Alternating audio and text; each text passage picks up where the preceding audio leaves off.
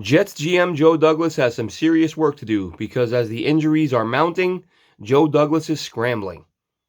I'm Glenn Naughton with Jet Nation Radio and JetNation.com. Be sure to check us out at JetNation.com and join us on the most active Jets message board on the web. So the Jets have made a move to acquire quarterback Joe Flacco from the Philadelphia Eagles in return for a conditional draft choice. It is a sixth rounder unless Flacco meets certain playing time incentives, in which case it becomes a fifth rounder. This, of course, due to the fact that Zach Wilson was injured in yesterday's game and will be out for 2 to 4 weeks. The team needed to grab another arm. We speculated as to whether or not they would go out and grab somebody off a practice squad, poach a quarterback somewhere, because again, it is only for a couple of weeks. But in the long term, for the long-term picture here, perhaps bringing in that veteran that should have been done earlier is what Joe Douglas is aiming for now, giving up a late day 3 pick in order to acquire Flacco's services. So now you've got Joe Flacco, his voice in the room as what you hope will be a mentor to Zach Wilson. While Zach Wilson sits back, this could be a beneficial thing for him where he sits back and learns a little bit. Joe Flacco, if he looks good enough early on and gets on the field with this group of receivers, might actually be productive. Think back to last year with the Jets. He wasn't that bad. Threw 6 touchdowns, 3 picks. And one big thing worth mentioning is the fact that he seemed to have a little bit of chemistry with Denzel Mims last year. Only 2 games together, but Mims in those 2 games had 8 catches for 129 yards.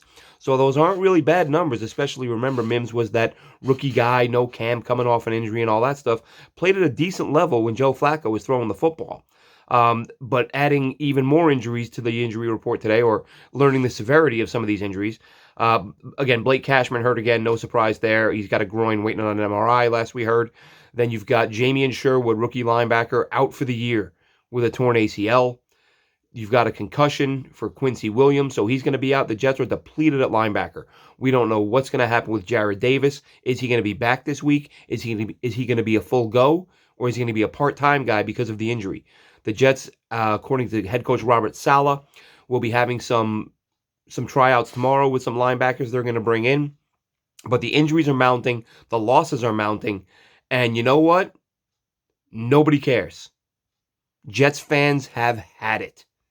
Whether it's fair or not, to point at injuries, there is no excuse at this point, none, that Jets fans are willing to accept, and who can blame them?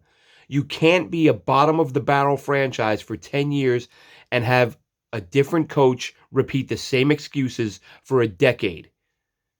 Again, if this were Robert Saleh year 1 and the Jets were in the playoffs 3 or 4 years ago, and this was, hey, we have to start a rebuilding process, fans would probably be a bit calmer about all of this. But they don't care because they've heard it all.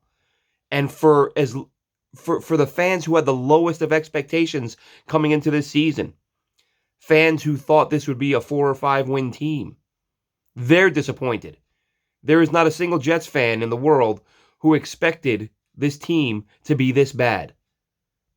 There's enough talent on this team. I mean, really, there's enough talent on any team in the NFL to not go out and give up 54 points in a football game. It was absolutely embarrassing, and the fans are fed up. So it doesn't matter that it's a rookie quarterback and a rookie head coach and a rookie coordinator and a first-time GM. None of that matters. Or if it does matter, nobody cares. The fans don't want to hear it. And who can blame them? This is a decade of no playoff football and seemingly getting worse every year, no matter how much the conditions are changed, no matter which players are brought in, no matter which coaches are brought in. Things just seem to be getting worse and worse.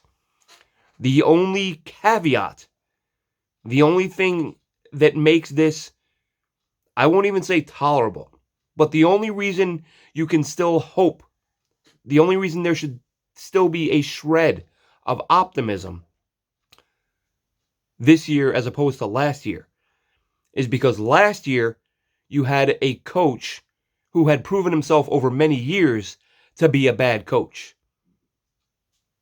So this was no surprise when Adam Gase came in and was atrocious. Anyone who saw him in Miami and saw that hire kind of expected him to be atrocious. We hoped for the best, don't get me wrong. I hoped like hell he'd be an upgrade over Todd Bowles. I told myself, hey, listen, he was 4-2 against Bowles, was the head coach of the Dolphins, so he's got to be a little bit better, right? He's got to be doing something different that Bowles wasn't. And no, he wasn't. So you brought in a proven loser who proved himself to be a loser.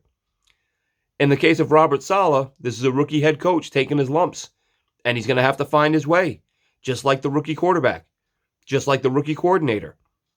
So these were all bold moves and risky moves. Rookies across the board, starting as many rookie players as you have. Should you have expected this team to struggle? Absolutely. No question. But the fans are fed up. And it's the fact that there's no progress. It's the fact that it's the same. I mean, really, if we're going to just go up to yesterday, that's as bad as it's been in decades. That was Kotite level stuff. I mean, they actually were worse than Adam Gase's team. You hope that only lasts for a week. Because fans don't want to hear it. And there's something worth keeping an eye on when it comes to this team. There was a list of teams that was tweeted out the other day who were contacted by the NFL for poor ticket sales. And the Jets were one of those teams. The Jets' ticket sales were poor enough that the league felt the need to contact them. Do you think things are going to get any better attendance-wise if they keep playing this way? And that ownership isn't going to take notice? How many fans do you think, and I tweeted this out the other day, and I posted it on our forums at jetnation.com.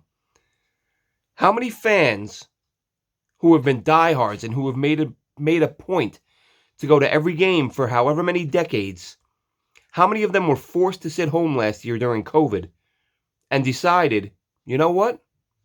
This isn't so bad. It's not so bad not paying $100 for a parking spot. I don't mind not sitting in traffic for 3, 4, 5, 6 hours to get home. Should I keep giving up an entire day on Sunday to watch a non-competitive football team get their doors blown off?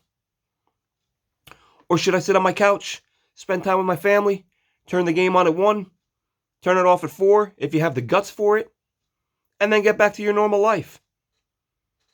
And I thought this was something worth keeping an eye on before this season fell apart. And if these attendance numbers stay really low and they keep dropping, as I would expect them to if they keep putting this product on the field, listen, I'm not here to say you fire a head coach after one season. No bold proclamations. I'm seeing people fire Douglas, fire Saleh. Way too early for any of that. Way too early. I know, and this is why fans are fans and owners are owners. Because let's face it, there'd be a new head coach every 2 weeks. You got to ride these things out. You got to let these guys learn whether you like it or not.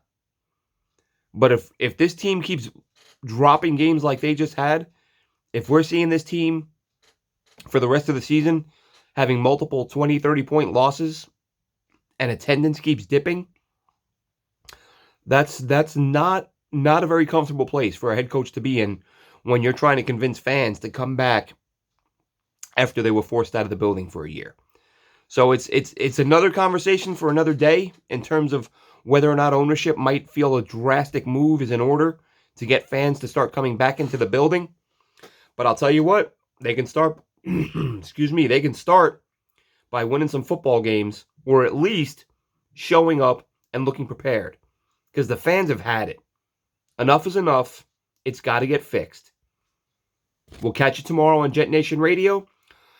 Be sure to tune in. Myself, Dylan Terman, Alex Varallo, all hope to be there and all hope to talk more about this team and where they go moving forward. Thanks a lot, Jets fans.